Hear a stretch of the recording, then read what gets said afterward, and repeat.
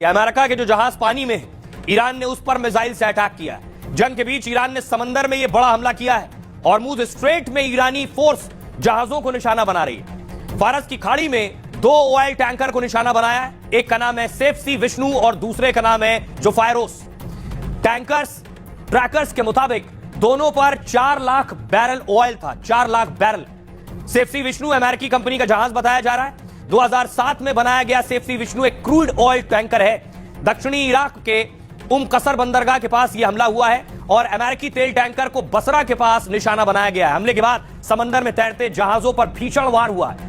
लपटे जहाजों से निकलकर आसपास के पानी तक फैल गई हैं, जबकि घना काला धुआं समंदर के ऊपर ऊंचाई तक उठता नजर आया है। पीटीआई के मुताबिक ईरान ने सुइसाइड बोट से यूएस का तेल टैंकर उड़ाया है। यानी एक छोटी नाव आई जिसमें बारूद था, उससे टक्कर मारी गई इसमें और उसके बाद यह धमाका हुआ। इसी रिपोर्ट के मुताबिक हमले में एक भारतीय की भी मौत हुई।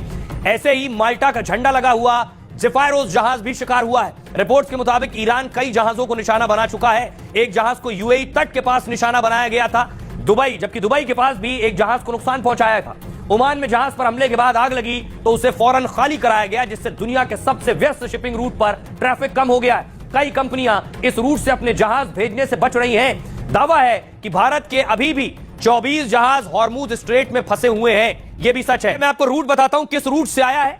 यह आप देख रहे हैं, ये फारस की खाड़ी है, यहां से निकला है और यहां से निकलकर ओमान की खाड़ी होता हुआ अरब सागर के जरिए मुंबई तक पहुंचा है। ये सऊदी अरब के रास तानूरा से निकला था और वहां से ओमान की खाड़ी अरब सागर होता हुआ सीधे पहुंचा है।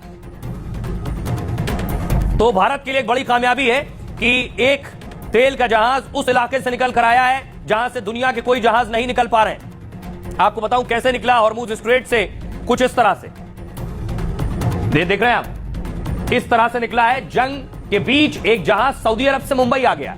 युद्ध के दौरान हॉर्मुज से भारत आने वाला यह पहला जहाज है, कोई दूसरा जहाज नहीं निकला।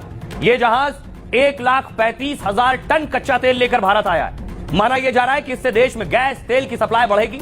जिस हॉर्मुज स्ट्रेट पर ईरान करीब 20 जहाजों को निशाना बना चुका है, अमेरिका से लेकर थाईलैंड तक के जहाजों पर हमला कर दिया है, वहां मोदी की कूटनीति से खतरों के बीच भारत का जहाज सुरक्षित आ गया।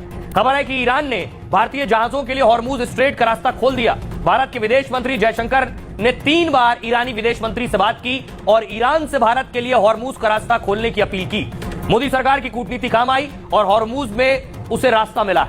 दावा है कि अगर भारतीय जहाज इजराइल अमेरिका से जुड़े नहीं है तो ईरान उन्हें कोई नुकसान नहीं पहुंचाएगा बल्कि रास्ता देगा।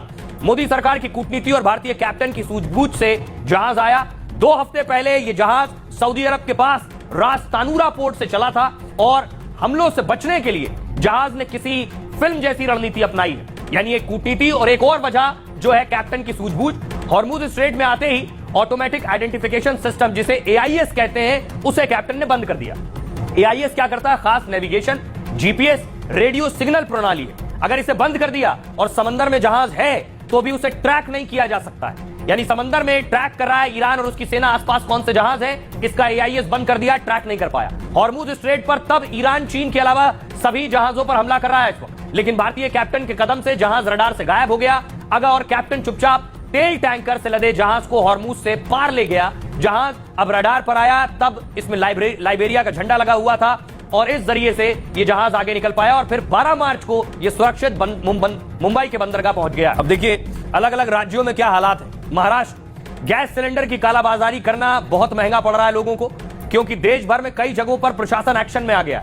छापेमारी और सिलेंडर जब्त करने के साथ केस दर्ज हो रहा है। महाराष्ट्र के बीड में उन होटलों पर सख्त कार्रवाई की गई है जो मुनाफे के चक्कर में घरेलू गैस सिलेंडर इस्तेमाल कर रहे थे। 3 होटल संचालकों के खिलाफ आपराधिक केस दर्ज हुआ है। महाराष्ट्र के पंढरपुर में अवैध तरह से गैस सिलेंडर रखे गए थे, तभी प्रशासन ने गैरेज पर छापा मारकर सिलेंडर जब्त किए हैं। 8 घरेलू और 5 कमर्शियल गैस सिलेंडर कब्जे में लिए गए। इस मामले में FIR दर्ज कर एक शख्स को गिरफ्तार किया गया है। वर्धा के देवली के 10 होटलों से 11 घरेलू सिलेंडर जब्त किए गए।